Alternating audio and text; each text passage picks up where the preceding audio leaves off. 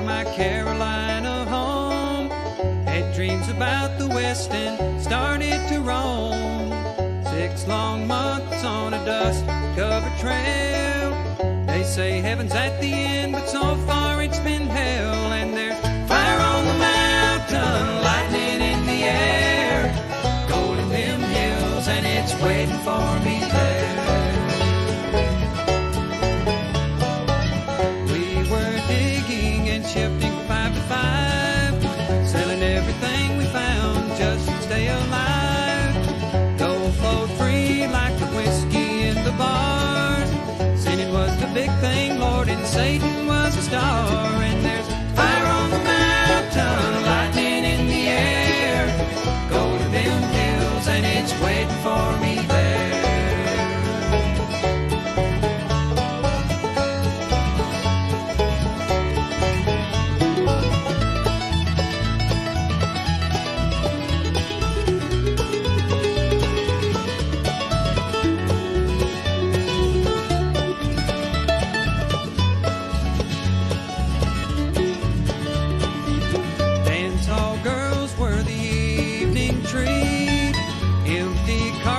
And blood lined the streets. Men were shot down for the sake of having fun, or just to hear the noise of their 44 guns. And there's fire on the mountain, lightning in the air, gold in them hills, and it's waiting for me there. Now my widow, she weeps by my grave. Tears flow free for her man couldn't save. Shot down in cold blood by a gun that carried fame, all for the useless and no good, worthless claim. And there's fire on the mountain, lightning in the air, gold in them hills, and it's waiting for me there. And there's fire on the mountain, lightning in the air, gold in them hills, and it's waiting for me there.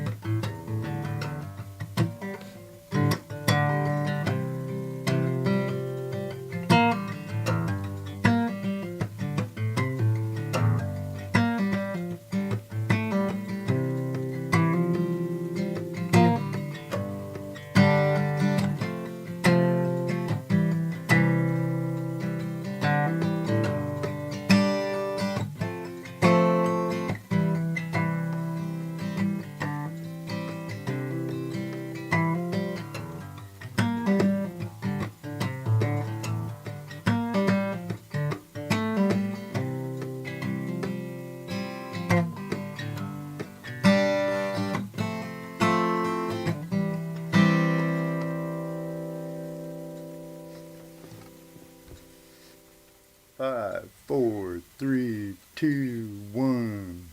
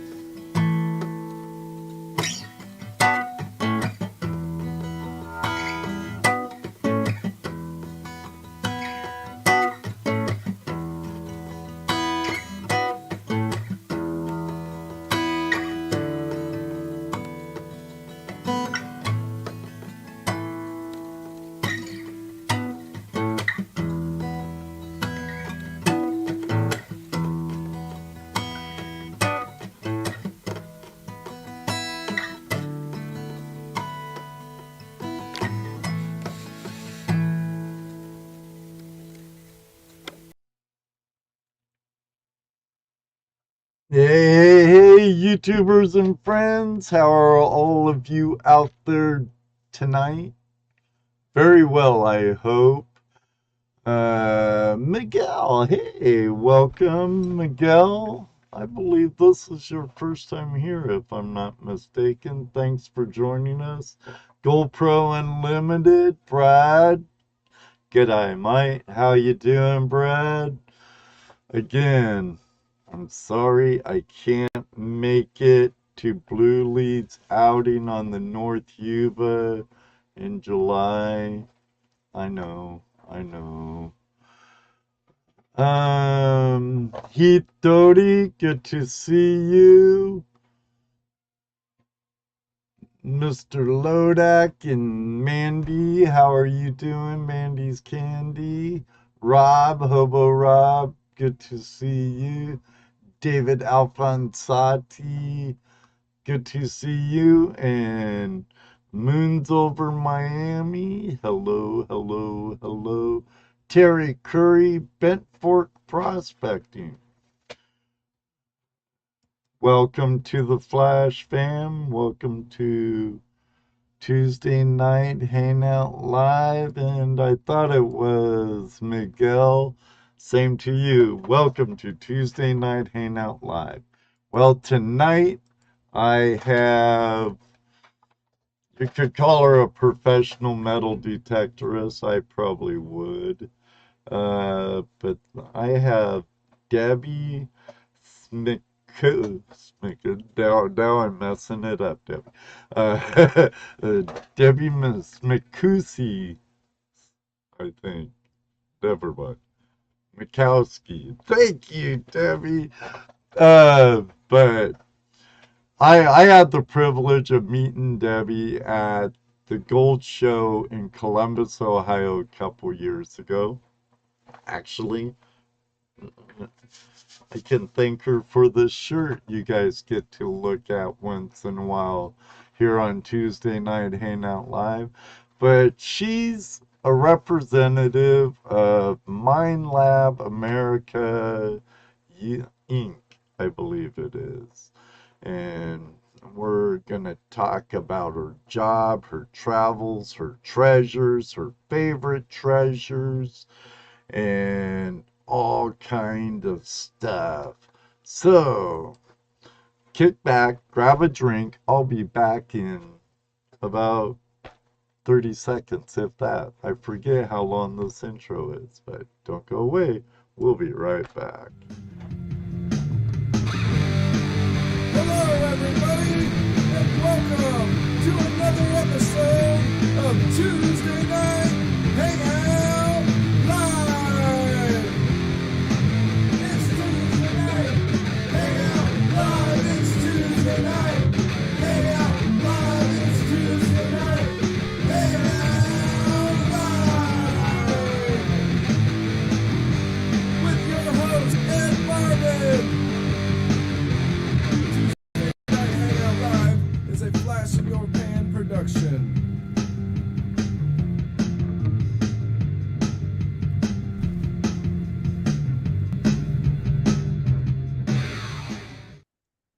No, I didn't. No, I swear, Heath, I said Doty. I didn't say Dottie. I said Doty. Doty, right? You're confusing me, Heath. David Bogan, Amita, good to see you. Long time no see, my friends. Ron F., Dan, PA Patriot, thanks for coming in. Welcome, Debbie, to Tuesday Night Hangout Live. Thank you for joining me on your hectic, busy schedule. My pleasure. I'm looking forward to it. Excellent, excellent. I have a lot of friends in the house that I know from YouTube, and I've met personally on the river or in the field at an event or something. Hot Mess Fishing, hello, hello, hello. I believe you know her, our Kentucky gal.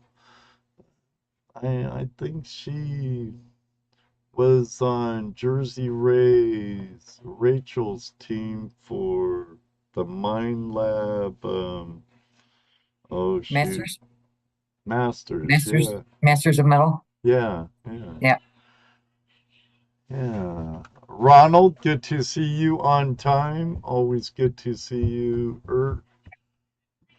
All Things Country. Hello, hello, hello, and welcome.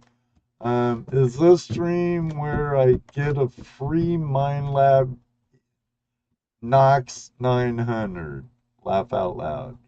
I doubt it very much.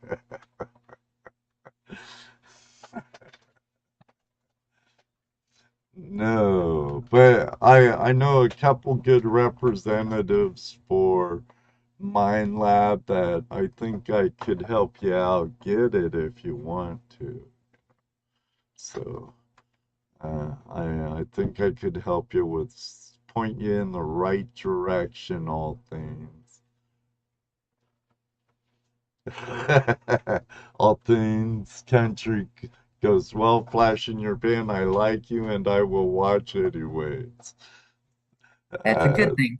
Thanks, I appreciate it, buddy. Well, right now, your time, are you busy all year round, winter, and do they fly you to Australia or anything I've during been the to winter? I've been to Australia once, and that was to help work with engineers, and we designed the Vanquish, Oh, which is our entry-level multi-frequency. Um, and then I believe I'm going again next year, cool. but otherwise I drive everywhere. Well, I know you drive a sharp-looking Jeep, and like I can imagine, it isn't the most comfortable rig to travel all across the country like you do. Well, it's a new one now, so it's a Gladiator now. Oh, So, because I have to pull a bigger trailer. okay, So okay. the Jeep wouldn't do, so we needed a bigger trailer. But it's still the same comfort factor. Now, what does your job at Minelab Americas Inc. detail? Basically it's customer support, dealer support, trainings, doing events, doing like the gold shows. We would set it up there for education, to show people what we have, things that we have. So things like that, and whatever else they can figure out I could do. uh, I'm sure it's a labor of love, though, right? It is, I'll complain about the driving or things like that, but when I get to an event that our customers or the people that are attending events, metal detectorists, overall prospectors, they're just a really cool group of people. And yet, if you sit and talk to them and listen to them, they have so much knowledge and great stories, and everybody loves to talk a lot. So it's a good thing. Yeah, I think us prospectors and treasure hunters in general, we're like fishermen. And It's exactly. boy, I think it was Mark Twain said a miner is a liar with a hole in the ground. Uh, and Yeah, could it be because our tails are like fisherman tails, you know? Should have saw the nugget that I got yesterday. That's right. But great community. I've been in it for a while now, and it's been a positive note on my life and lifestyle for a couple of decades now, a few decades. So, I've made some really wonderful friends, and that will come out and see if I'm somewhere within several hours of them, they'll drive out to say hello and things like that. So I can't complain at all. It's been a really nice run with Minelab.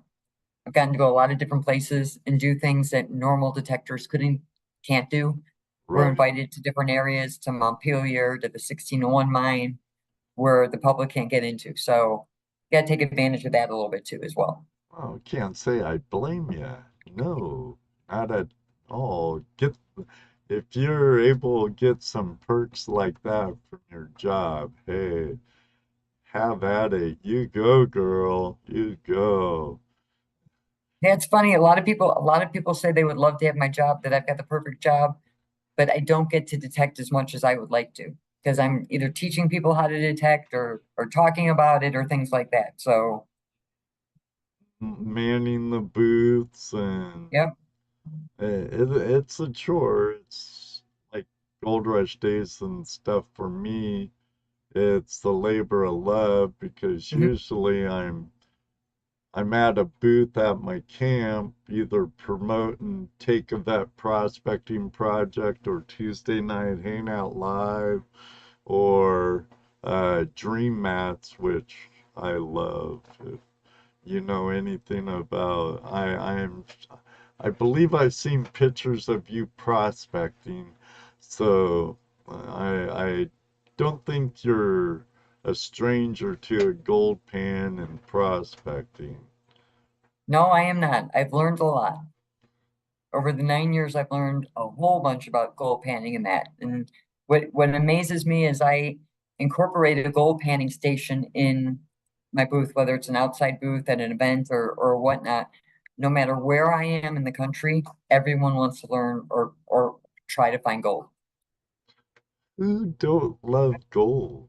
You Yeah, and they get that little sparkle in their eyes and they're all ready to go. know? I get a kick out of the parents like when we do panning demos for Boy Scouts or Geo Fair or something. It'd be tons of Boy Scouts and oh well, the joys of live streaming. If you can't hear me and this is being weird, you can always catch the replay over at Spotify and iHeartRadio if you're on the go or here at YouTube. I'm back very well. Uh, Thank you, world's greatest moderator, Heavy Metal Detective. Good to see you, Colin. Okay, it's not my internet. It could very well be my internet. I was testing my speeds before the show, and my upload wasn't really where I like it. Well, right now you're in the middle, somewhere in the Midwest, going from point A to point B. How many Yep, shows do you have lined up for? last year I think I did 47. I believe right around there. This year won't be as many because I'm too old to do too many. Are well coming up from Florida. What was that? Florida 8 or something? No, that was actually Florida 8 was in, or it was Florida 10, and that was in February. This was the Central Florida Metal Detecting Club, their silver and relic hunt. So we sponsored that hunt and set up a booth and train anybody that wants to be trained. If somebody has a problem with their detector, I'll fix it if I can. Give them a little tips and tricks, anything that I can do to help them out. And I I'm on my way to New Hampshire for Bone, which is 4 days of natural hunt. oh, nice, nice. Um, I'm sure there'll be a lot of other YouTubers there, like Steph and some others, since I believe Steph's in New England. Yep, stuff's gonna come out and give me a hand. I'm sure local YouTubers and dealers, because actually when I met you, that wasn't your booth. That was a local Minelab dealer in Ohio or in our area that was running the booth at the Columbus show, right? Actually, what it was is, so at the gold shows, we set up a booth that we don't sell from, and we'll educate, find out what they want, and then we alternate to any of the authorized dealers that are at the event. Oh, okay, okay, cool. Hot Mess Fishing says, can't wait for Bone. Hopefully the weather's nice this year. Last year was not too nice. Well, looking at the weather forecast, it's not looking good for the rest of the week, at least in my part of the Midwest. Um, but you never know. Nope. Weather is. I remember when I lived in Mass, we had a saying there that saying seems to be the same saying everywhere. If you don't like the weather, wait a minute. So. Mm, yep. And you always make the best of it. Um, I have a question from David Bogan for Deb. He wants to know what you can tell him to persuade him to buy Minelab over his AT Max. The biggest difference on the Mind Labs on starting on the Vanquish and going up is the simultaneous multi-frequency, or multi-IQ is what we call it. So if you envision, if you're fishing, you're fishing with one pole with a hook and one hook, and then you have a second pole with 5 hooks. It's not necessarily going to catch more, but you're bettering your opportunity to catch. So the machines that have the multi-frequency are running 5 frequencies based on the mode that you're in. So that tends to help your odds of finding things. And they're much faster. So if you have targets, for example, a silver coin on an edge with a rusted nail on top of it, you'll still be able to hear that silver coin. So that's, the AT Max is a great unit by any means. It's a single frequency detector. Does that help you, David? I know I love my Equinox, and I've heard some great things about the Vanquish. Hey, Careless, how are you, Careless Whispers? Welcome. Thank you for those ones coming over from my friend Aaron's uh, channel. Gold is where you find it. I appreciate it. We're with Debbie from Mind Labs America. Um, shoot, I was talking to Chat JTB, GPT, however they say it, and I usually inquire with AI about some good questions for my guests.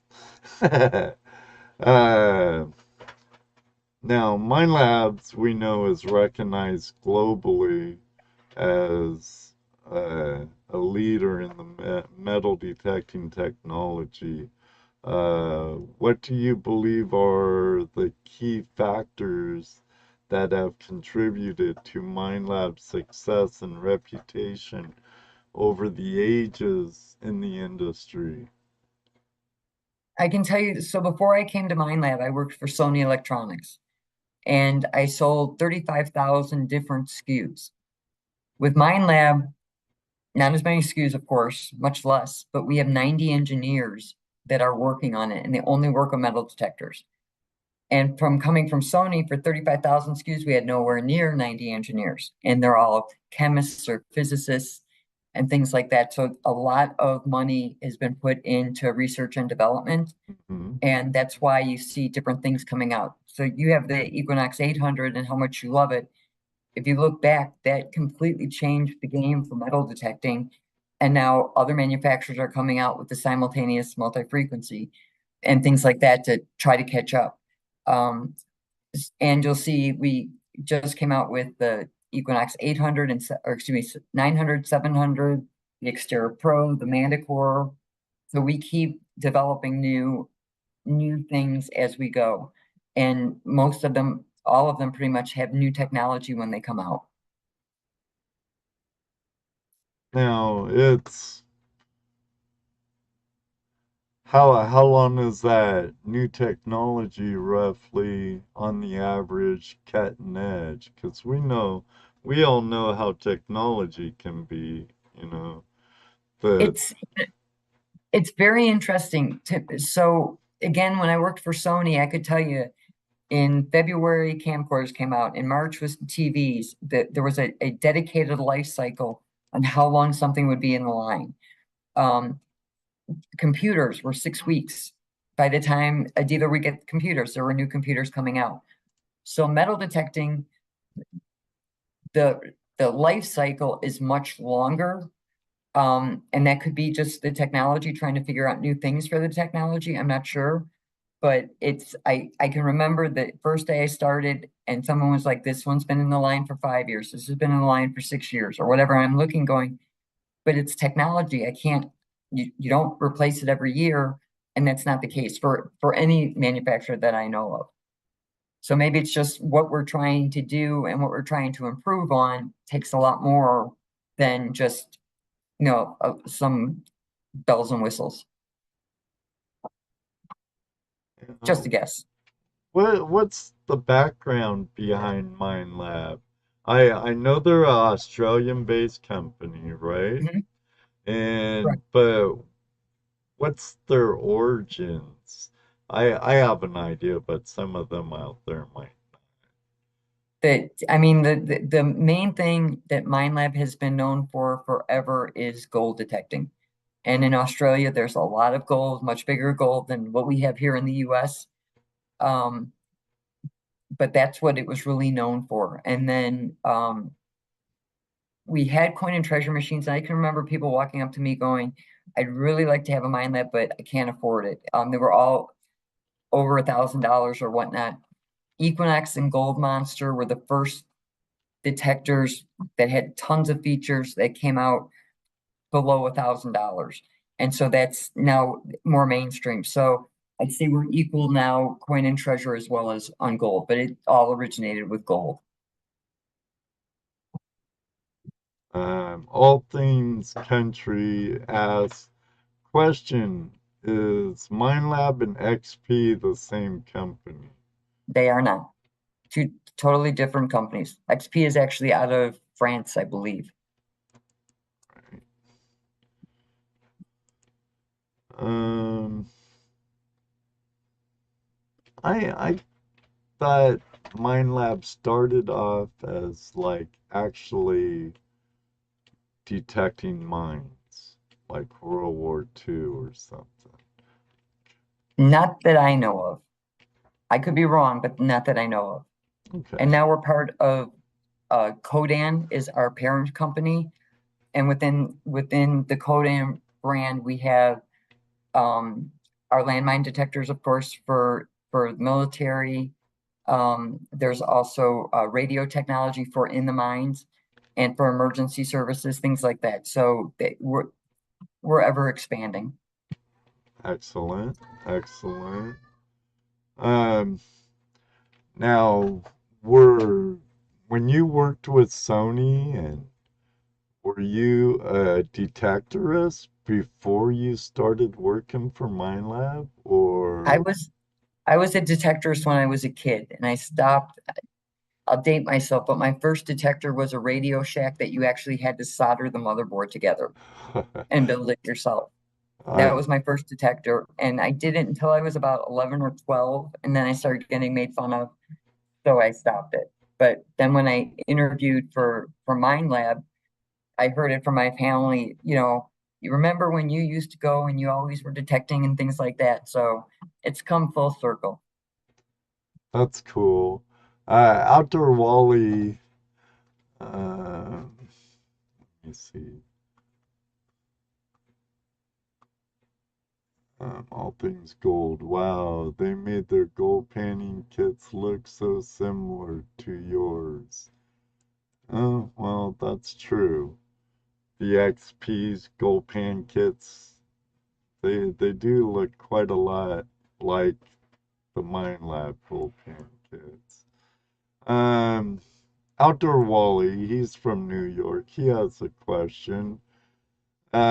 Can you explain how multi-frequency works and how it differs from single frequencies? So try to keep this simple. So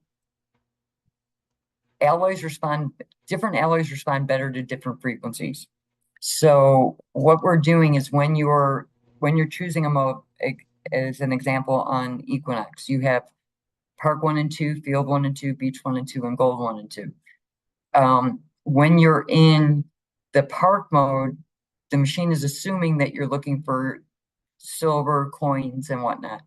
Those alloys usually respond better to lower frequencies, so it's running 5 lower frequencies. Where in comparison, if I go to the nugget mode, small gold responds better to higher frequencies. So it's running 5 higher frequencies. So it's kind of based within the mode. So instead of just running one frequency, I'm running 5. So I'm less likely to miss different things within the field.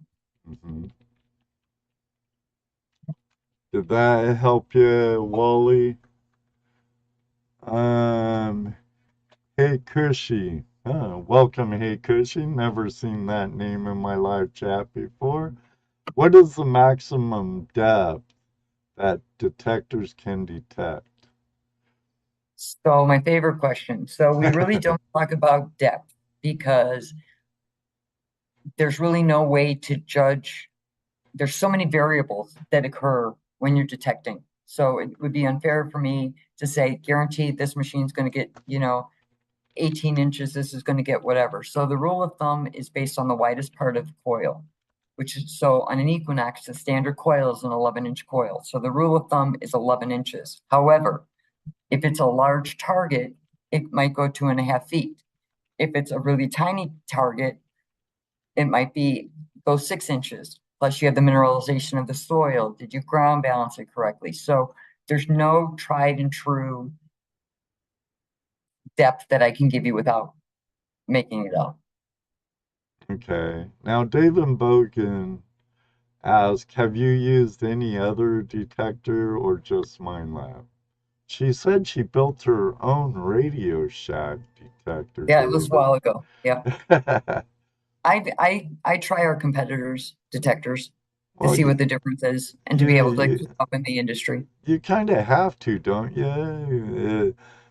And it don't really have to be like know your enemy type thing, but you have to know what your competition is. And Yeah, but you know, also on the other hand too, like there'll be times I'm in an event and if another manufacturer's not there, if a customer walks up and has a different manufacturer's unit, I want to be able to try to help them answer their question.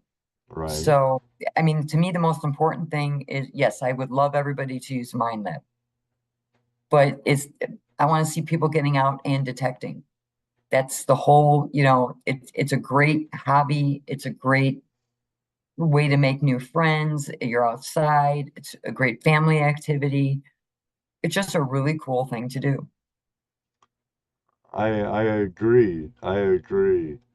And it's really cool when you find treasures from other Mother Nature or ones lost and forgotten by strangers from long Yep. ago. Um, so what's your favorite personal find? My favorite, well, I found gold, so that would be a favorite. As far as relics in that, my favorite, it was a Allen and Thurber pepperbox gun barrel from 1843, and I found that in California. So that was my best find. My first find using Minelabs when I started with the company was a Chuck E. Cheese token, so you never know. David says I do relic detecting.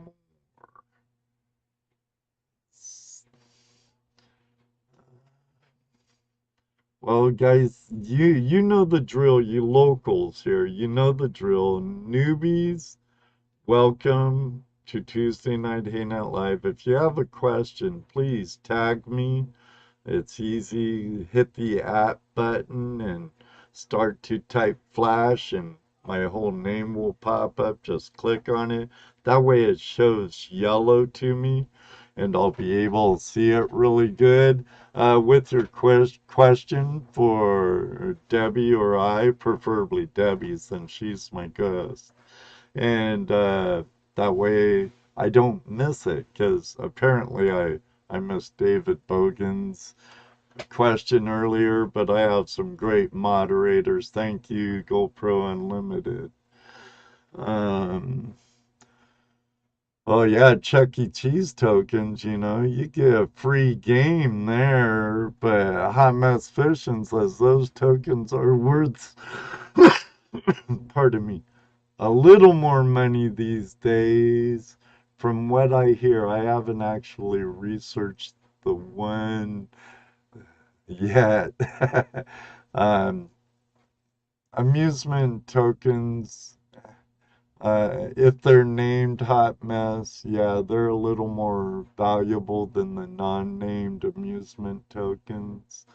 But they're not like an late 1800s arcade token or something that could be a little more valuable.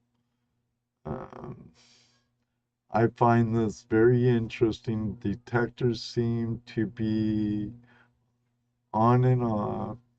Those things were there are a lot of misgroupiations. I know my reading's jacked up on that. Sorry, I butchered your comment, all things.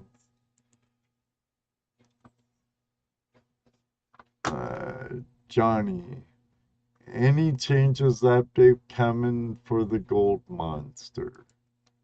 Johnny Turtle. So as I said, we have 90 engineers and they just keep working on new metal detectors. So I would foresee different stuff coming within the next few years.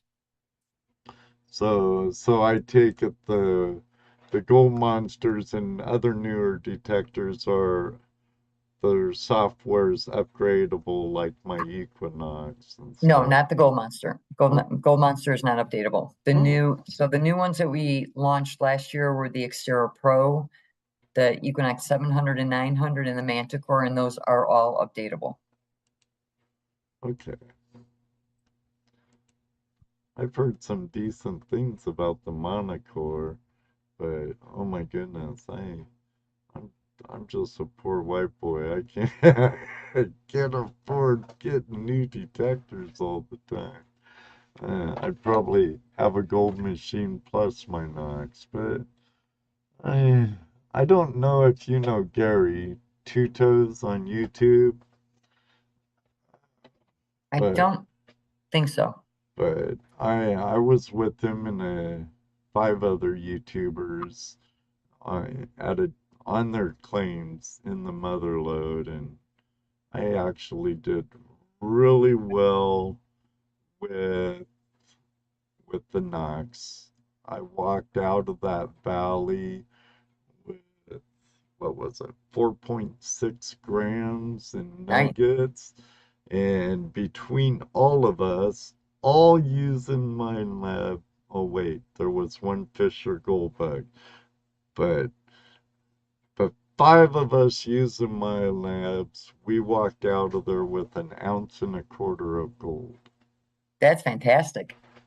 Yep. That's a good day. Everyone got gold that day. They were all nice chunky nuggets.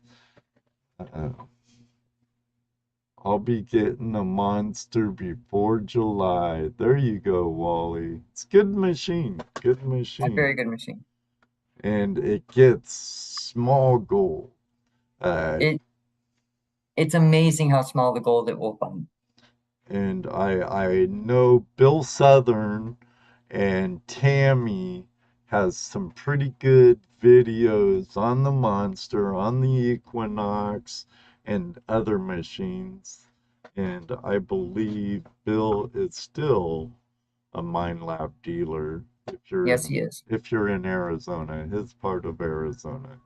And I hear you get he don't just talk you through your Minelab and send you out a shop.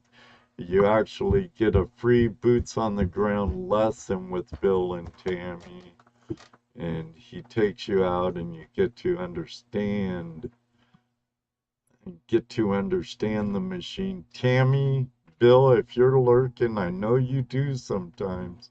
If you're lurking, let me know if I'm given proper information or if it's misinformation, I'm sorry.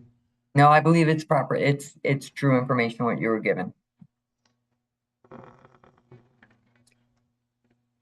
Debbie, how many pull tabs have you found in your lifetime? A lot. A lot. A lot. Same with 200-year-old nails, square nails. Found a lot of those too. Hey, Cushy, how much do detectors cost today? I was a Radio Shack detector, and the only thing I could find was old bottle caps on the beach. They go, so What's mine the lab other detectors thing? mine lab's detectors start at $99 and go up to I think it's 8,500. So there's something in between for everybody. And the cheaper one, that's like the low end of the Go Finds Correct. That would be series. the go find. Yeah.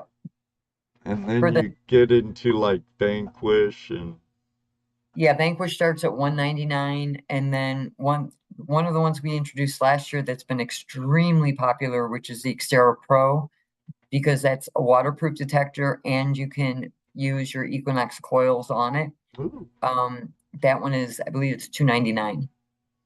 It's uh, waterproof to 15 feet, and does it's been it very popular. also have Bluetooth headphones like the No, Equinox? so the Equinox, the new machines are a proprietary service wireless technology that we have between the detector and the unit. It's not a Bluetooth. Oh, okay, okay. No wonder I could never hook it up to my Bluetooth devices. I've tried too. I've tried. Even the gold finds are handy though. I keep one under my truck seat. All things country, I have a go find also. I like it for some situations and my grandchildren love it. They're good detectors.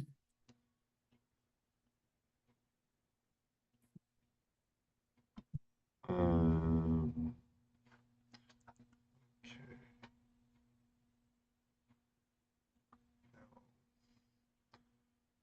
I should have gotten more detailed with the chat GPT or whatever they call that. Um, well, other than product development but you've gone over that. It was how does Minelab engage with communities of users and enthusiasts? What an initiatives or events does Minelab support to foster a sense of community among metal detecting enthusiasts? Well, and that's one thing I try to do when I go out to events, to not only, talk to people about becoming a Minelab user, but also to help explain things to current Minelab users if they have any questions or things like that.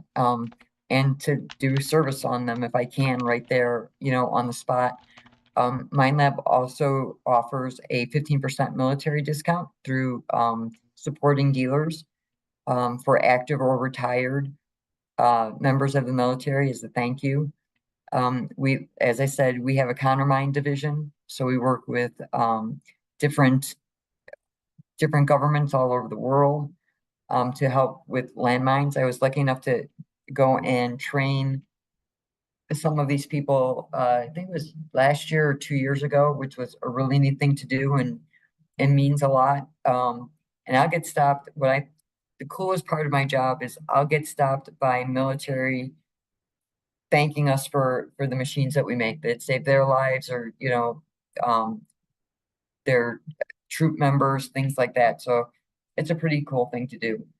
And we try to expand detecting for everybody. I mean, we have one of our detect experts works at the Easter Seals camp in Seattle, and he's offering for the participants at the camp all year round a uh, detecting class that he does. And the pictures from last year, the kids were having a blast. So it's just, I think a lot of people I have found doing different events that people walk up and go, I've always wanted to try that, but it was never enough for them to actually go out and look or do research. So trying to get, for all of us, we want to see the hobby and sport continue. So we need to get, younger people involved in it, and it's a great thing to do, really.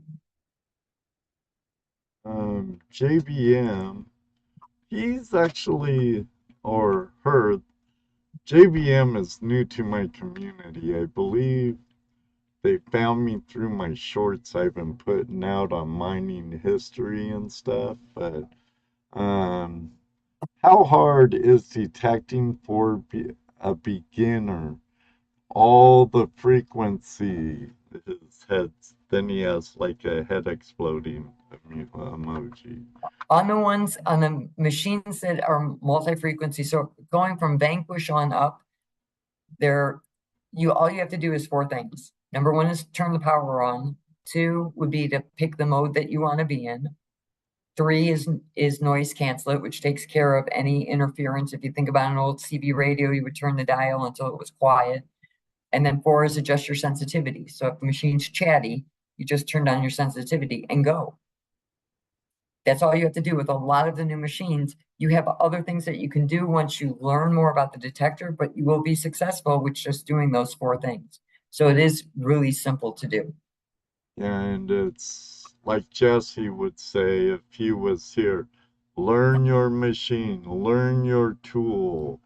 Yep. Uh, you could do what? Test gardens, or aren't they That's, called like test gardens where you yep. bury different objects at different depths and you learn the different sounds and what your machine does over those targets?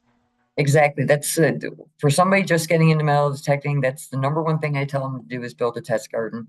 This way, you're learning, what's buried, you're learning and listening to what the machine has. So if you go to a hunt or a natural site or wherever you're going prospecting, you know what the sounds that the machine is telling you what it could be, instead of getting out there not really understanding it and getting frustrated.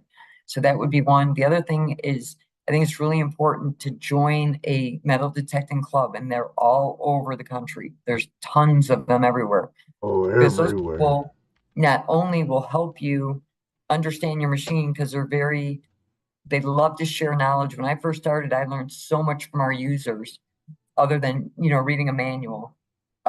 So they're very, very helpful with that. They can also let you know, because laws vary in different counties and cities and whatnot, So they can tell you where you can go detect, where you can't detect, things like that. So that it's a world of knowledge. So those are the two number one things that I always tell people to do.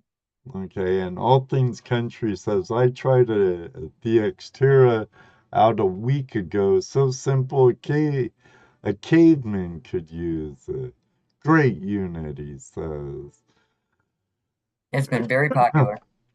Bill Marsh, knowing you, my friend, Ohio Relic Hunter, I don't know if this is a trick question or what, but I'm gonna.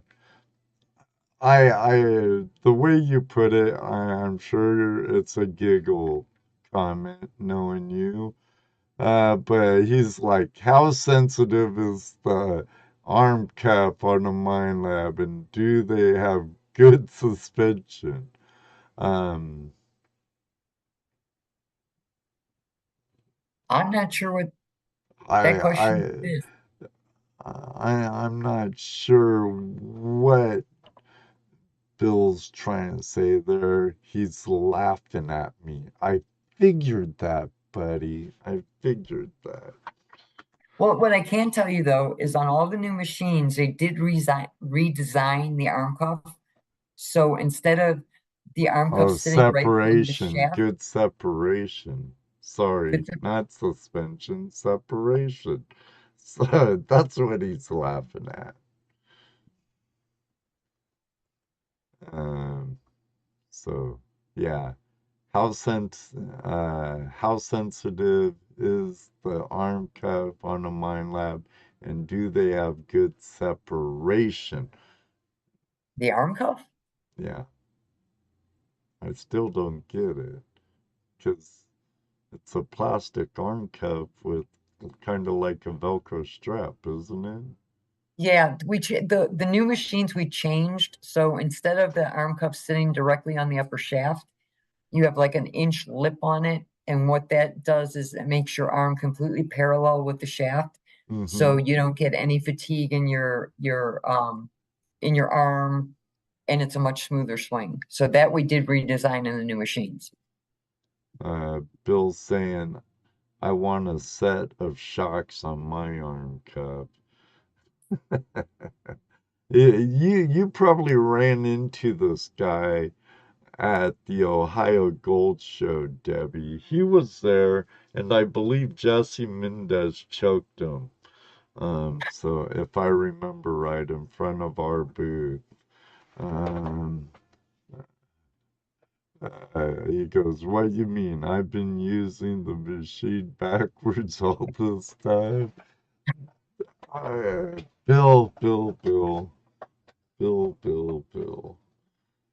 I know, careless. Yeah, I should just ignore everything Bill puts in my live chat, I think. No. I wish I what does Stony Spark Chaser say? I wish we had good areas around here to detect. The laws really limit metal detecting. Are you in Oregon, Stony, or Washington? I thought you were back home in Washington. Now, Deb, if if you had no holds bar, sky's the limit financing, could go anywhere in the world, well, hell, universe for that matter. It could be battlegrounds, it can be national monuments, national parks, shoot, the Capitol, uh, Smithsonian, wherever. If you could go anywhere, where would you go and why? Alaska, Alaska. Alaska? I love Alaska. We've got the I know you had Blake on for the Skookum Gold Camp, Yes, yes. and then AKAU in Nome. So I've done a Minelab week at Skookum, and then I do 2 weeks at AKAU in Nome. Minelab weeks where people come out and then I take them out, show them how to use the machines, help them find gold and whatnot. And both of those places are two of my favorite places in the whole world. I just because you're out in nature, you get everywhere by an ATV. There's it's just a cool place to be. So that would be where I would go. Hey, I would like to get to anywhere in Alaska one day. Myself, it's on my bucket list.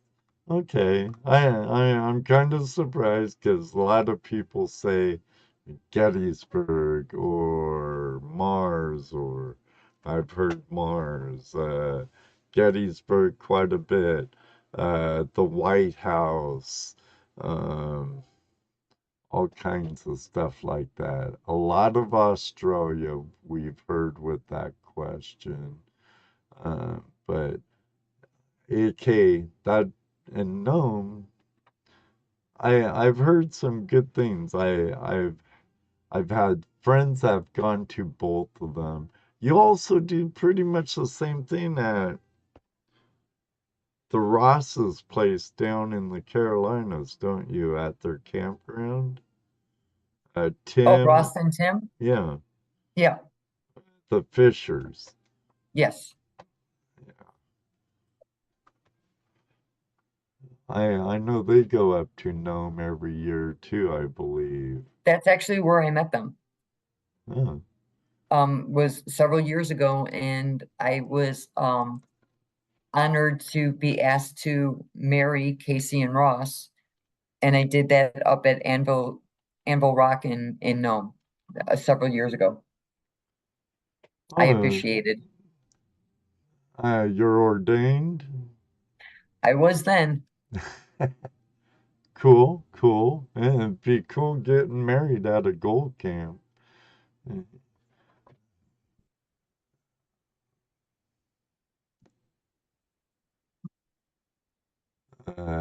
Jane digs history. Good to see you, Jane. Been a while. Scotland and Australia is also on my list. Yeah, Australia's on my list too, Jane. Scotland be cool. Scotland has some good gold too. Uh,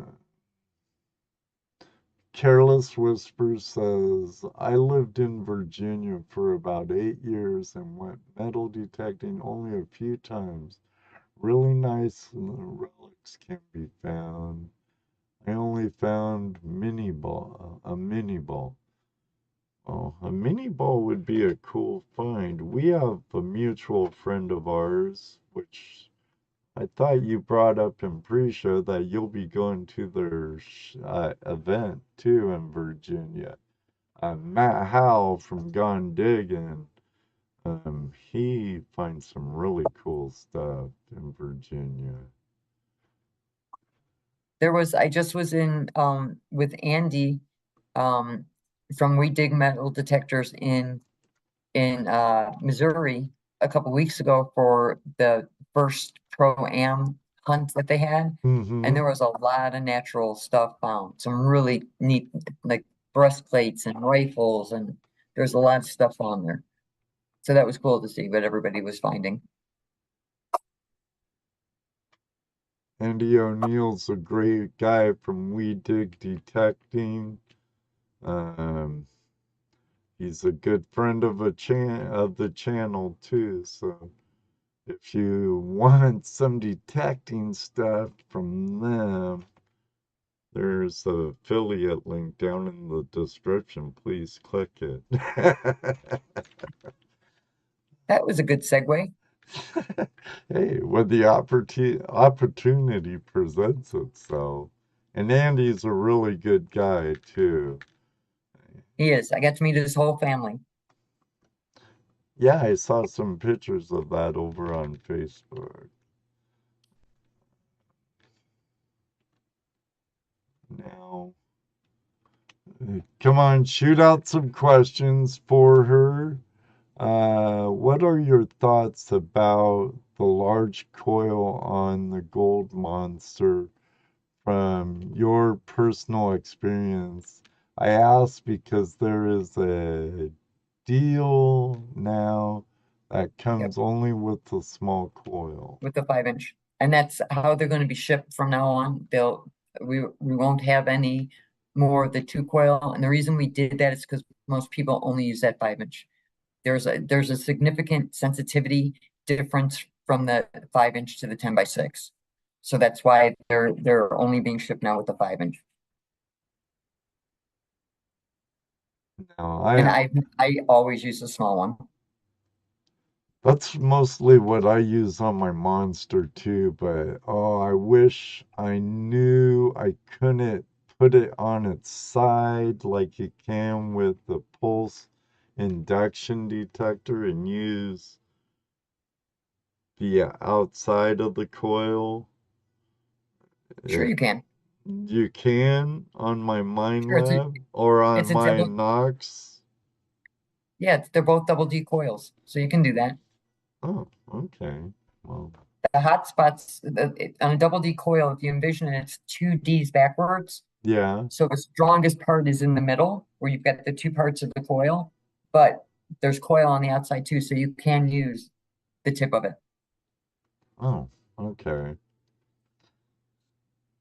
Ah, that's good to know. Because good way, sometimes you have to use the tip of it when you're going down into cracks looking for those nuggets and stuff hiding in the cracks. And we Um, have that gold monster with that 5-inch coil. We have a lot of people now are using it along with the 7,000 or the 6,000 as almost like their pinpointer. So because those other coils are so large, you can dig a smaller plug out or hole out and then pull out the iron in that using the gold monster and then keep going for the deeper stuff. So it makes it it betters your productivity using both of the detectors back and forth. okay.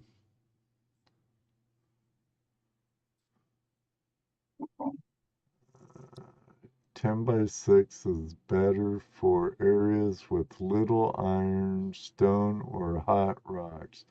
5-inch is better for noisy or trashy areas to snipe. Indiana equals 10 by 6, Cali 5-inch. That was by my friend Colin, a heavy metal detective.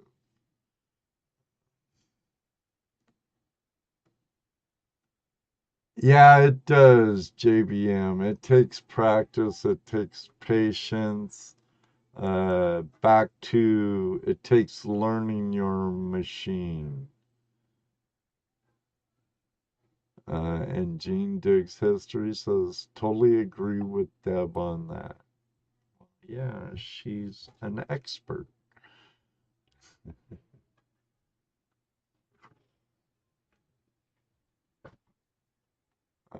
All things country has another question.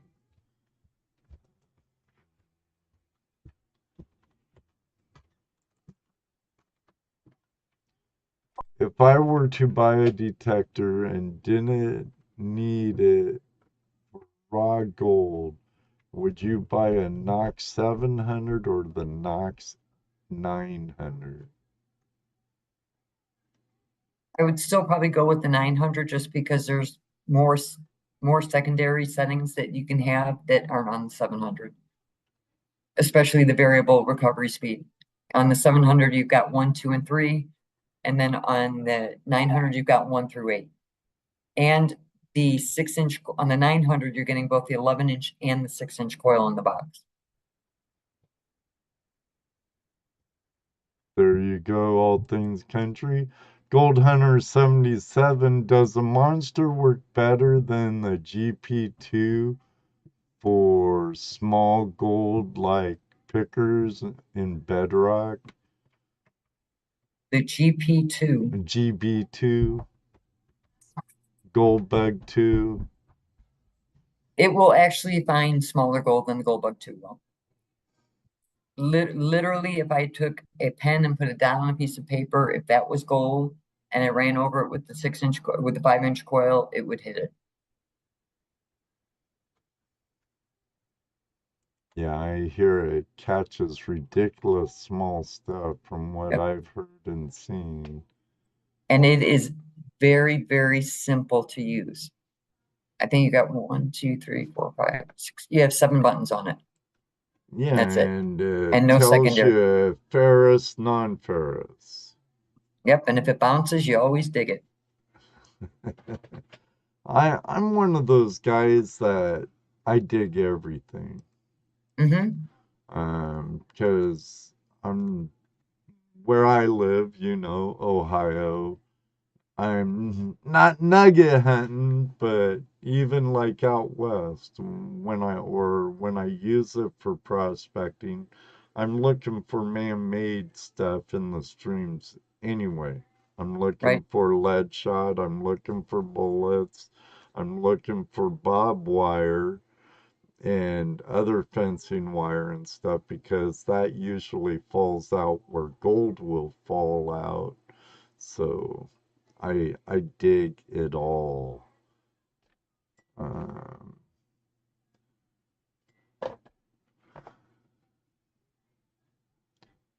got that one. Jean says I even use the smallest coil on her GPX 5000. Detecting with Lucky says hi Debbie. Hey Debbie. Hello, Luck.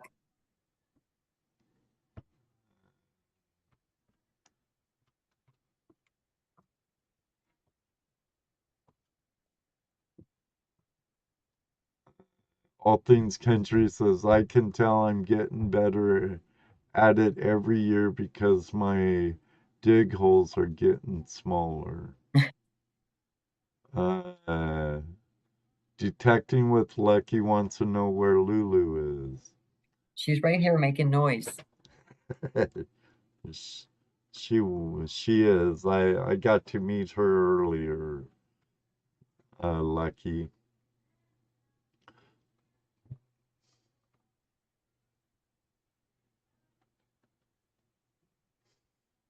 Outdoor Wally, 20 years here and still learning. Almost every target is a learning experience. It's always learning in my experience. It's a never ending learning curve.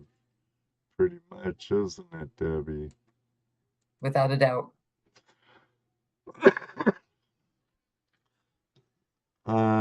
So Heath, Dodie, right, Heath? It ain't Dottie. I thought you always got grumpy at me when I said Dottie. Or I could be mistaken. I always get Heath's name wrong, Debbie. That's why I'm saying that. So it should find the flower gold here in Vermont.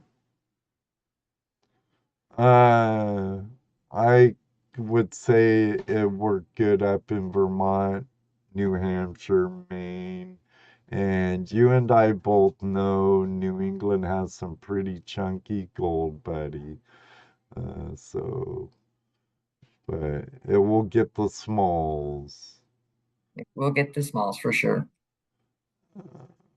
Bob wire evil stuff on a PI machine. What I hate is aluminum cans and pull tabs because they sound so good. And if I'm not mistaken, oh, I forget the little numbers, what you call the numbers.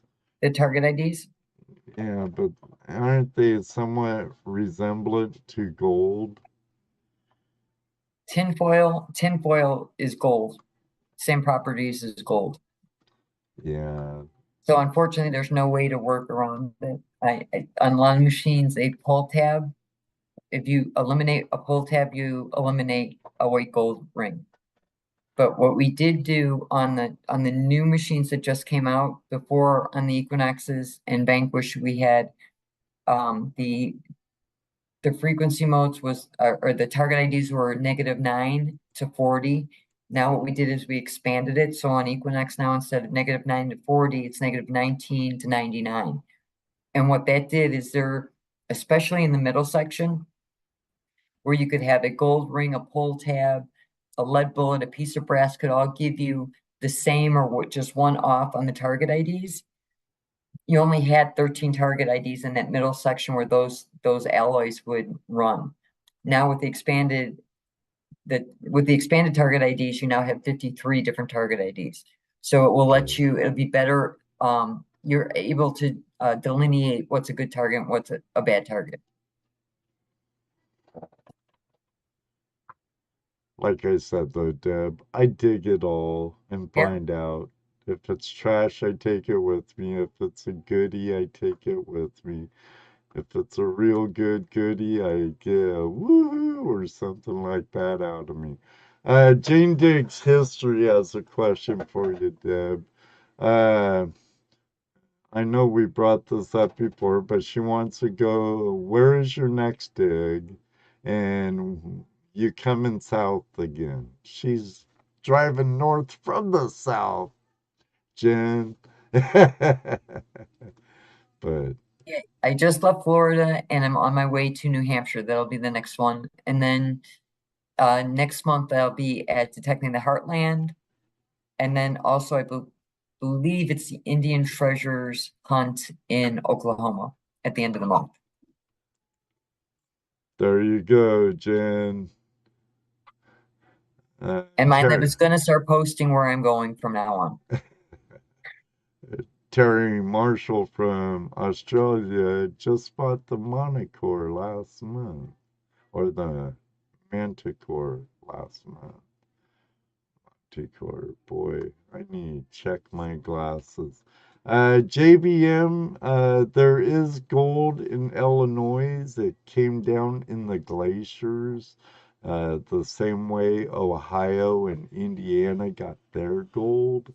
But I would take a little trip to Indiana or Ohio because our rules are a little more lenient on prospecting and small scale mining compared to Illinois.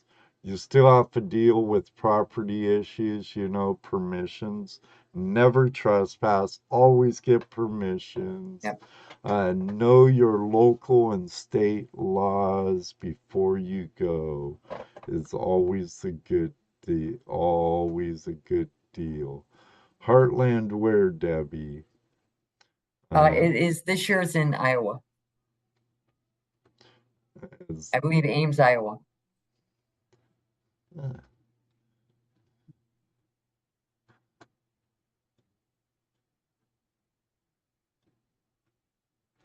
I'm looking for questions from the crowd.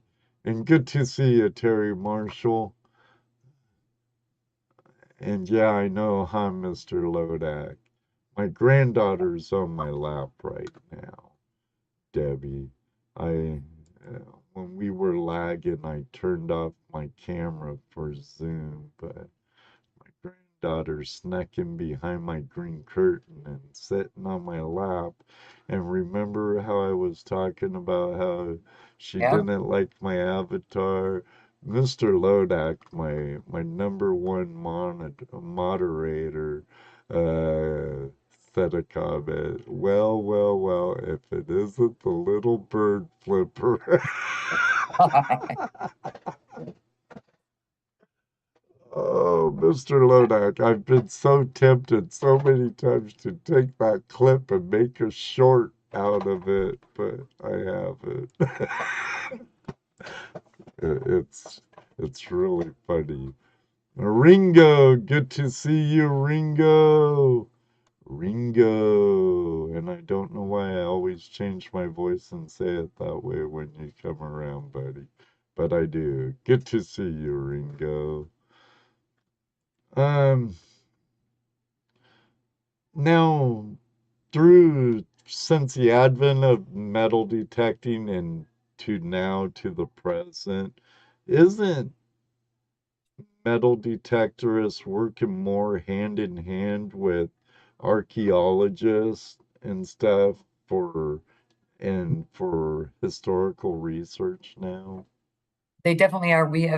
There's actually two gentlemen that are on staff at Montpelier, which was the home of James and Dolly Madison, that is being renovated back to when they lived there. So they're on staff detecting with archaeologists so they can try to figure out, was this where the stable was, or was this where the blacksmith shop was, or things like that. So there's a lot. I've done some trainings with archaeological students to show them the benefit of using metal detecting, especially for conflict resolution, where we could, line up all the firing caps and you could see where the line was where they were shooting from, and vice versa. So I think it's better than it ever was. Still got a ways to go, but I think both sides are compromising and trying to understand the other side's point of view. You're more than welcome, JBM. You're getting heavy, honey. You're getting heavy. Thank you. Hey, give me a kiss.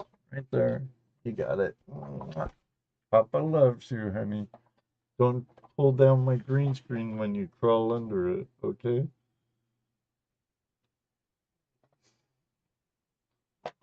Go to Grandma. Love you. I'm glad you do, honey. Pardon me while my granddaughter leaves the studio. Sorry if I neglected you all, but not that I don't love you all. I do, but she's far more important to me. And I love her to death. Thank you, Terry Marshall, for the 30.99 Aussie super chat, mate. Thank you very much. The last quite a few shows. I greatly appreciate it.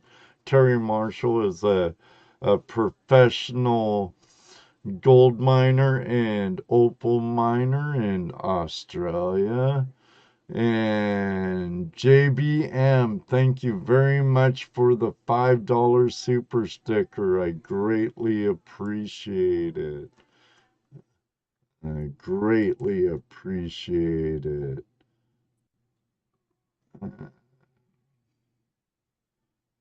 All things country, haha, Flash, kids are awesome, very cute grandchild. You have there, buddy. Yeah, she's awesome. All things. I, she's awesome. We have her quite a bit. Their young age. When she gets ready for school, unfortunately, we'll be having her less. It's a Take shame. advantage of their time. That's right. That's right. My kids are long gone, grown and gone, and now I can spoil grandchildren and return them.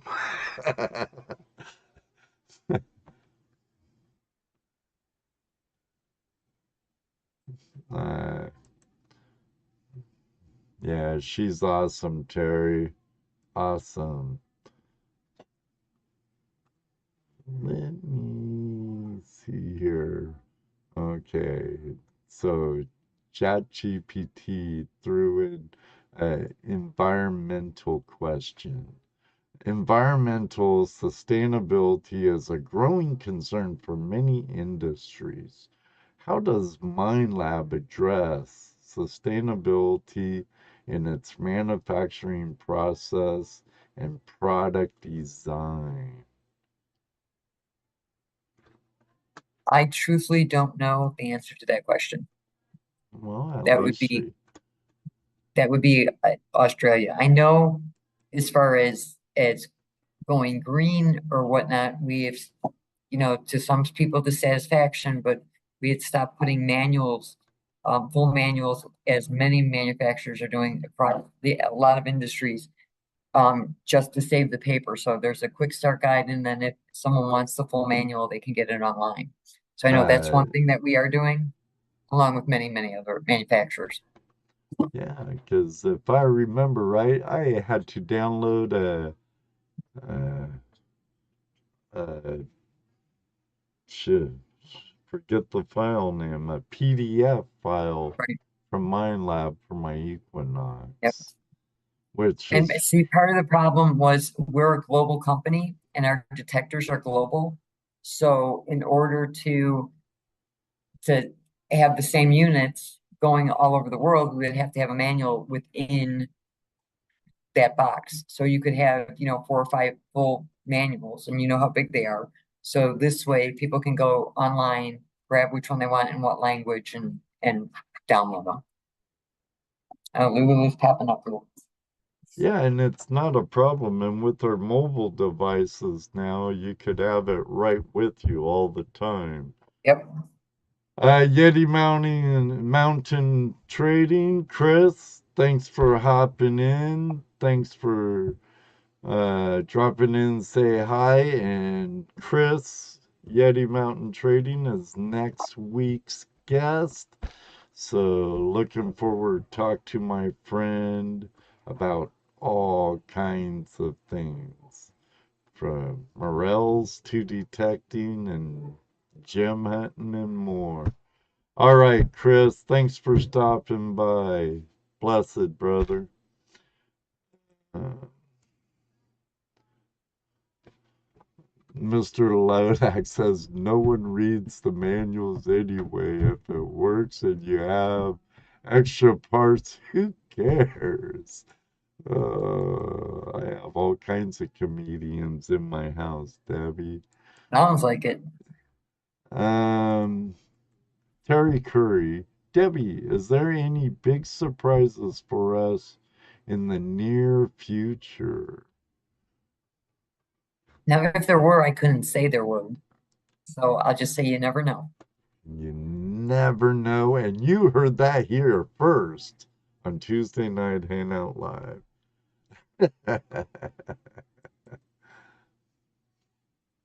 um,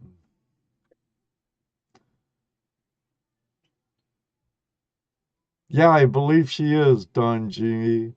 Don G says, Debbie, you heading to George Steeler's Bone event? Yes.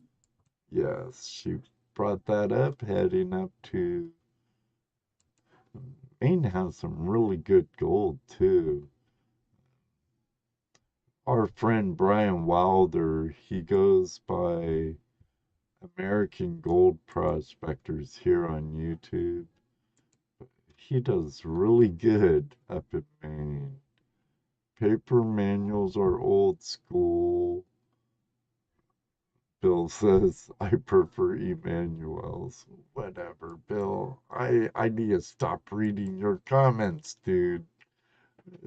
You you make us laugh every week, Bill, but still. Not another machine I'll have to buy. What? You just got the Monticore, Manicore, Monticore. All these machine names are driving me bananas, Debbie. I do. I love to have a 6,000. Wouldn't us all? Any of the LDM, are you going to be at any of the dirt events by LDMA? I have not confirmed that yet. Are going to try to be at some of them, definitely. Don't you go to Staten and hang out with Kevin sometimes, don't you, during the winter? Yep. Yep, I know, but for the digging the dirt parties and the detecting stuff, they've changed the format, so I just have to work with Dominic to figure out when is an opportune time to go out. Right. But I love doing those. I've done North Carolina and Stanton, and they're phenomenal. Yeah, because they do have them at the Loud Mine. Don't they? Let me see. Vane Mountains, North Carolina. Yep. Loud Mine is Georgia. Cleveland, Georgia. I think they have them like there in Loud Mine. Vane Mountain and Loud Mine. I know they have them at Stanton, and like at Burnt River or the Blue Bucket Mine. Here's, I might even ask this to Kevin Hoagland at the end of the month too. I knew Kevin Hoagland used to work for Minelab. Yep. You work pretty close with Kevin and Dominic and both LDMA and Mhm. GPAA, don't you, Deb? Yes, very close.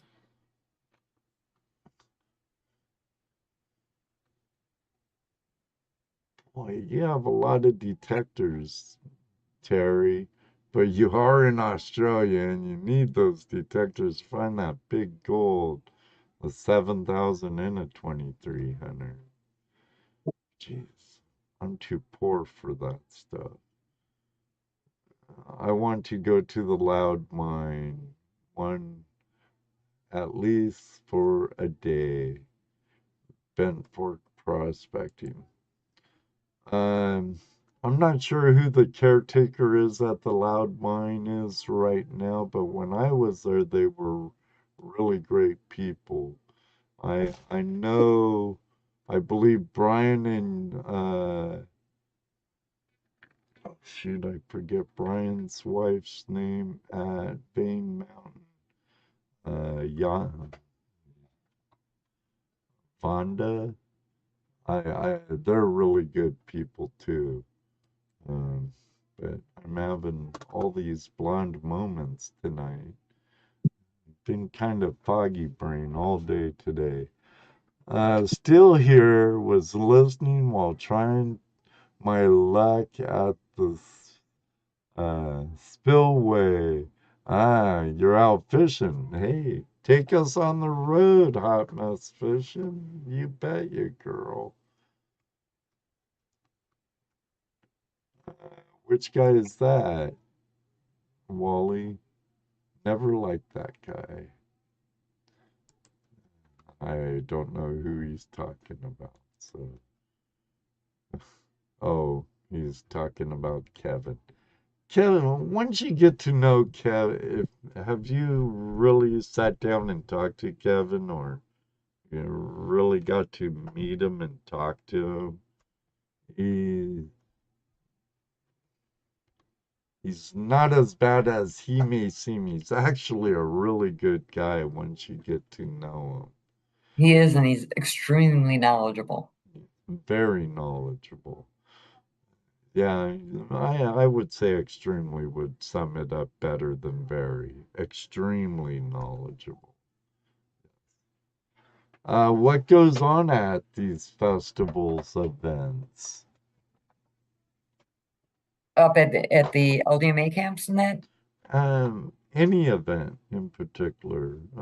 We could do a shot for Dominic and Kevin since we here support both of those organizations. So when I've gone up to Stanton and that, it's I believe it's 3 days, and the first day is usually training, getting to know, make sure your machines are set up correctly. We set up different test areas, um, and teach you how to use it, make sure you're understanding it, and then we have contests and games, and we also go out in the field and have practical experience. So as we're out looking for nuggets, I'm walking around helping everybody that has any questions in that. So it's a really good learning thing, and everybody has a good time. I noticed a comment from my chief moderator. He goes, Dana had proofread my comment. And I look up and I see one of his comments, and it was, I was going to detect on the job site today, but I forgot my detector, so I wired my pinpointer to a piece of rebar, but it just kept going off. Oh, jeez. Guys, you're embarrassing me in front of Debbie. But I don't think she can see the chat, so She only hears me reading what you Yep. guys are saying. I I don't think you're on your phone. You're on a laptop, right? I'm on a laptop. Yep. So I know she's probably just has Zoom up and not YouTube or anything else.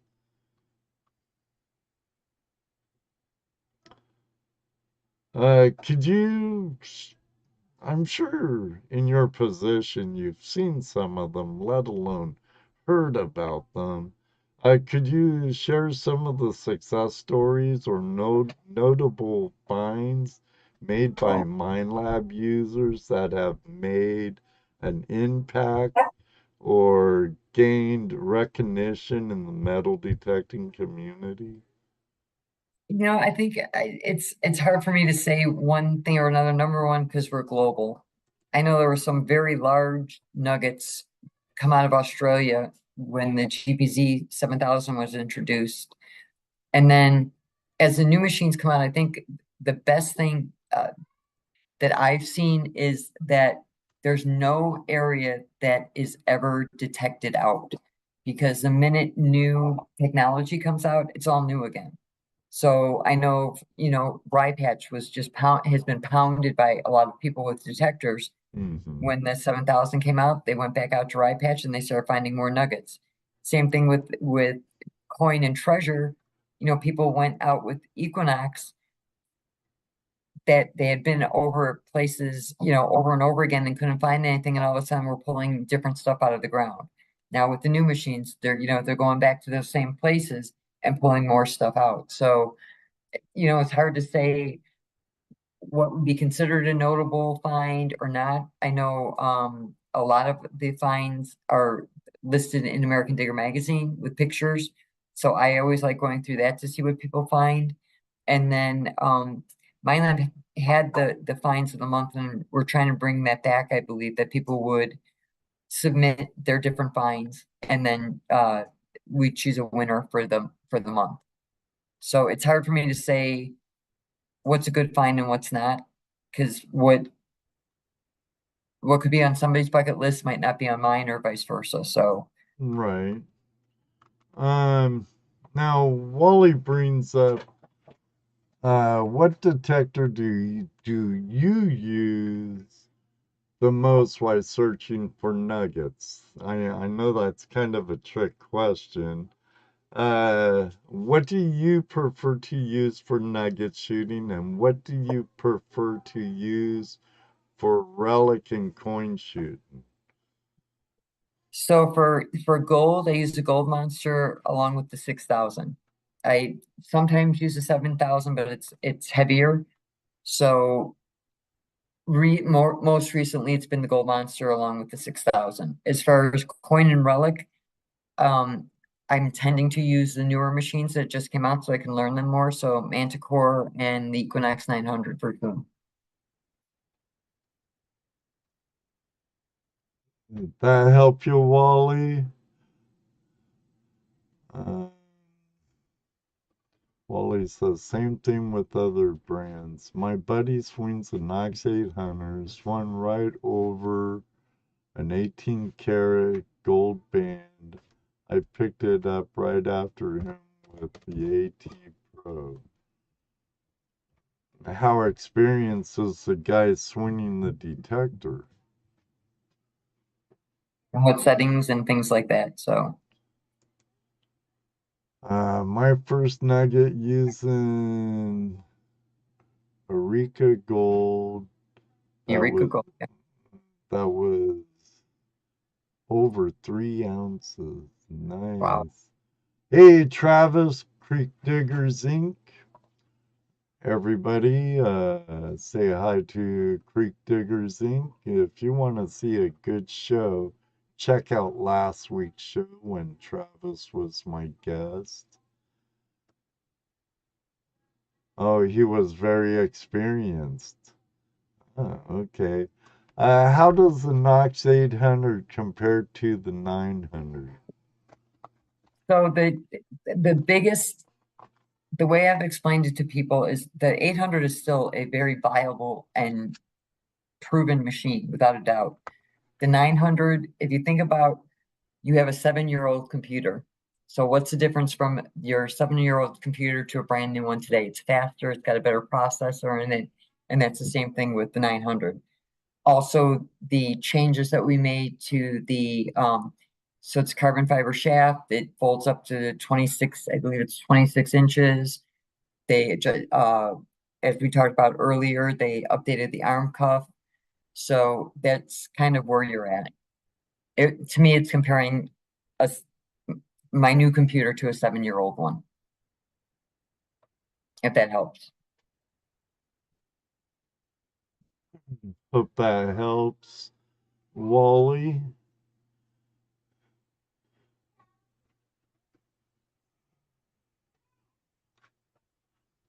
And as you know, she's really busy with work, so she don't get to detect as much as she would like to, I'm sure.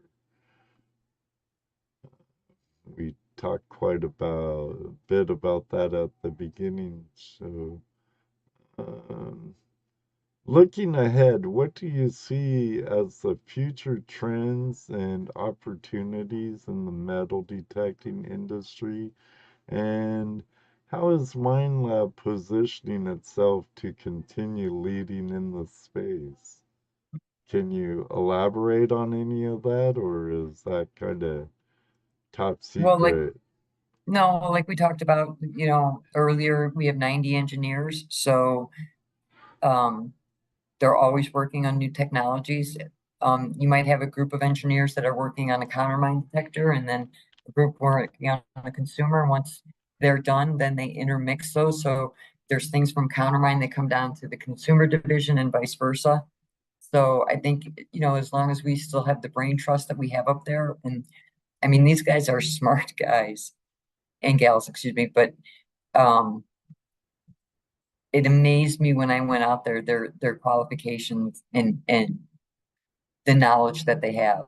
Um, I think they're just going to keep going for, what more you can get out of a detector. And I think that's what everyone in the industry is, because the better they are, the more we're going to find. So in my mind, hopefully they keep on continuing to develop new technologies. There you go. I should have been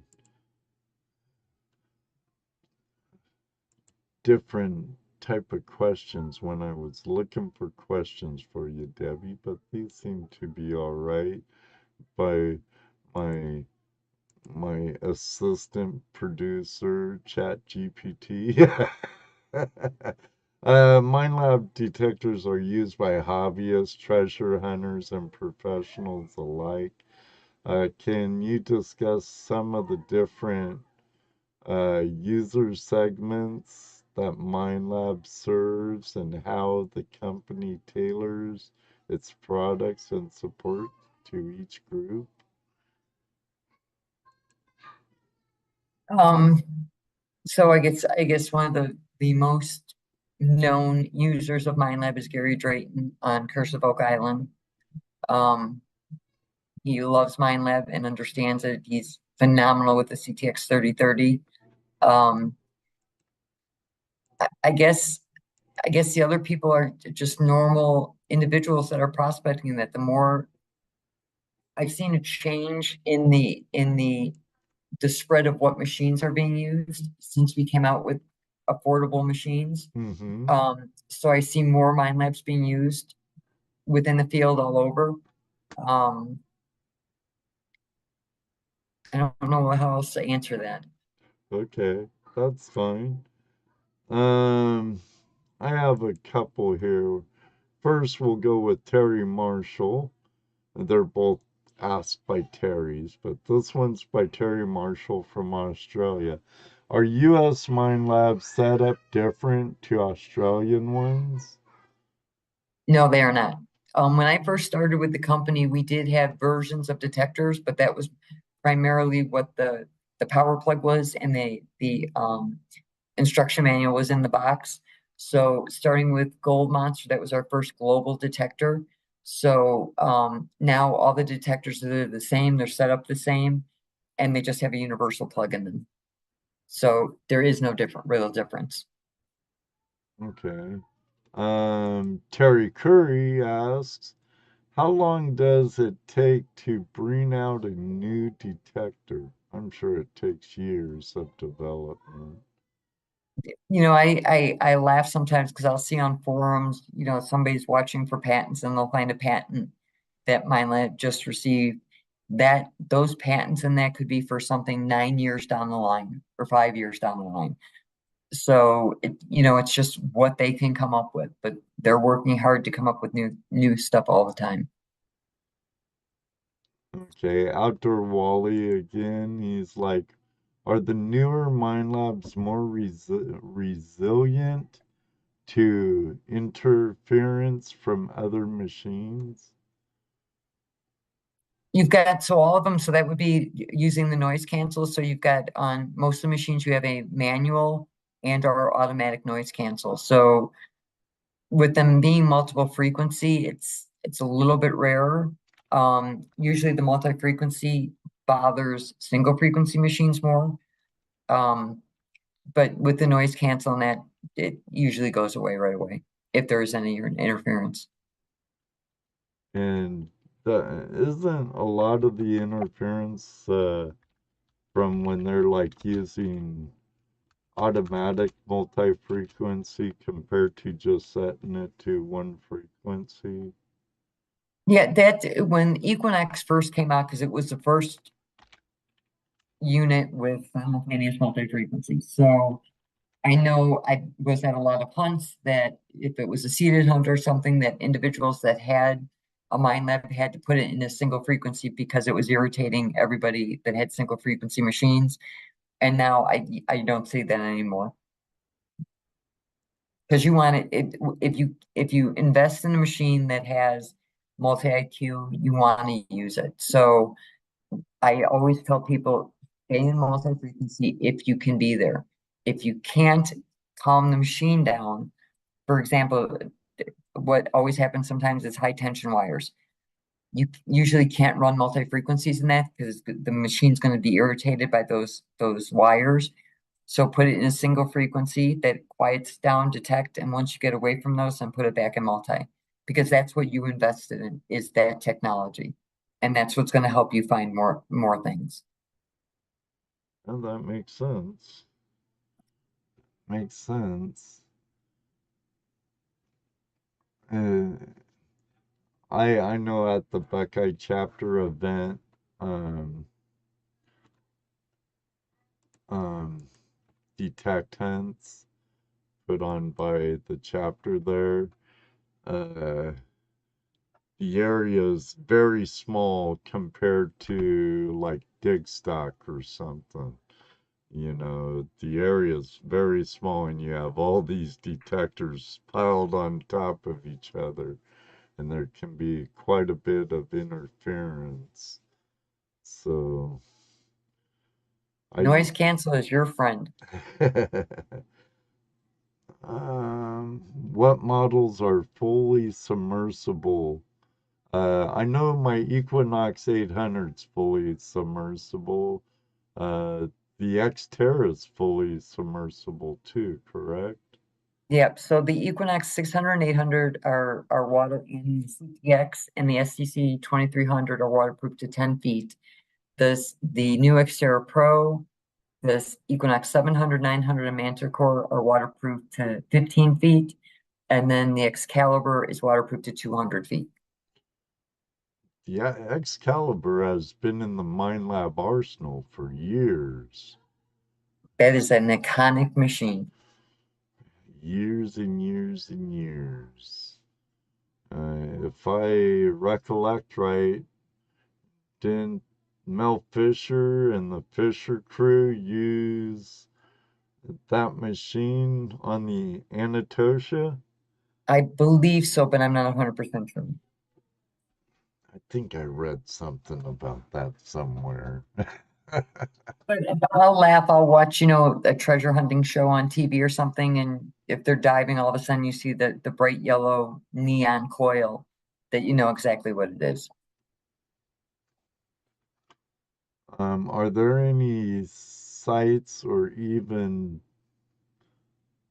are there any sites on even better, longer lasting battery system? Carrying extra batteries miles out for weeks at a time can be a pain. I know Outdoor Wally is asking this. He goes deep into New York woods and stuff, weeks at a time. And So for like the Equinox, the Xterra Pro, the Manicore, you can use, since your battery is housed in the handle of the detector, you can use a phone brick or backup battery supply, and that will actually charge, it'll trickle charge the detector and also run it. So when I'm out and about, like in the desert or whatnot, I will use a solar battery backup. mm-hmm. So it's always being charged. Usually I use it more for my phone than I do my detector, but you have that power supply will power the detector and run it. So that's the one thing that you can do with it. um no, I know I have to plug in my Knox with the magnetic clip that clips Mhm. on it and Yep. stuff. When that battery goes bad, they do have replacements for it, right? Yep. Hey, Caleb, full of gold, another Australian detectorist, who also swings a Minelab, if I remember right. That's pretty much everyone's go-to detector in Australia, I think. It's a Minelab.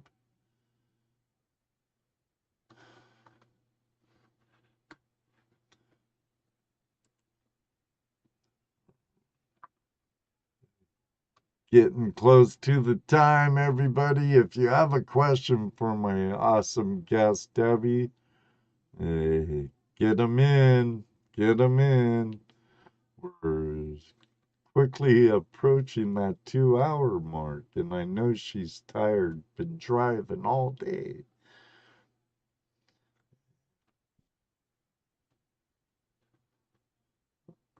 How much?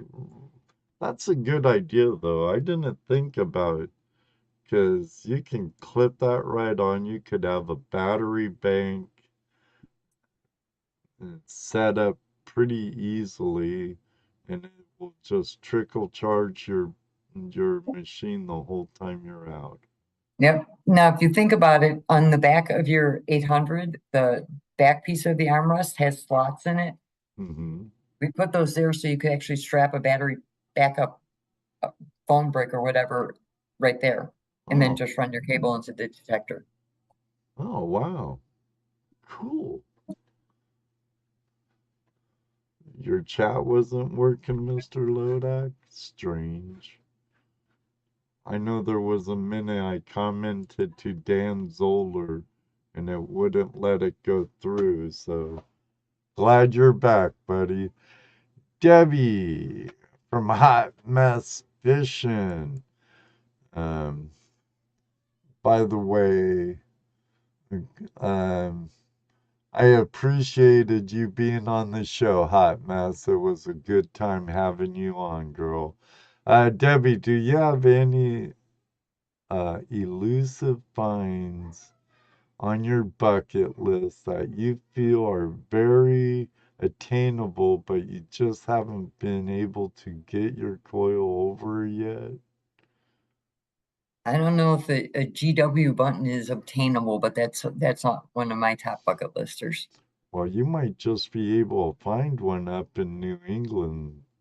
You never know. You never know. George Washington button. That'd be a nice find. And you'll be that's if Steph doesn't find it first. That girl's finds some amazing stuff. Yes, she does. I'll just knock her over. That's my GW button, Steph. Don't mess up your hairdo, girl. I'm coming after that find.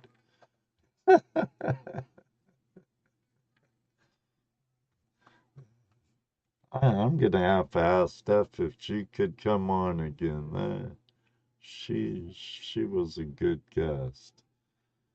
Maybe after I take my summer vacation from the show.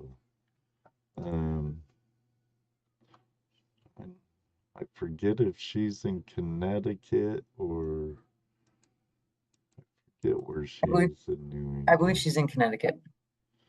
I thought it was Connecticut. A lot of history there in the ground.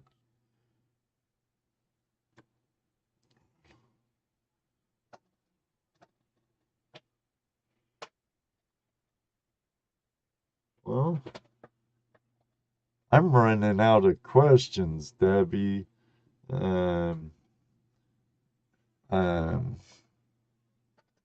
and we're almost to that time anyway. Do you mind ending that a little early? I'm good if you are. Okay, sounds great. Everybody, I appreciate you all very much for joining us tonight. I'm heading on my 7th year of broadcasting Tuesday Night Hangout Live. And I appreciate each and every one of you that been here since the get-go and all the newcomers. I invite you back to join me next week with Chris from Yeti Mountain Trading. That should be a really interesting show. And on the last Tuesday of the month, we have Kevin Hoagland joining us from Gold Prospectors Association of America. He's there you'll get both the best worlds, I guarantee you. Gold prospecting, nugget hunting, detecting. That man is a wealth of knowledge. Mine has an Indian head penny. Was surprised it took me 21 months of detecting to find one. Well, you found one, hot mess. You found one. Terry Curry says, thanks, Debbie. Thanks, Ed. You're more than welcome, Terry. And good night, my friend. Again, Debbie, thank you very much for joining me tonight. I It hope was you my had a pleasure. good time. Thank you, Ronald. Everybody, love you all. Until next time, may you always have a flash in your pen. And you know what I like to say because it does happen. You could ask Ronald. He's that radio guy. It does happen. Maybe one day too, I'll meet you on the river. But for right now, if I could find my credits, I think we're out of here. Good night. Love you all. See ya. Good night.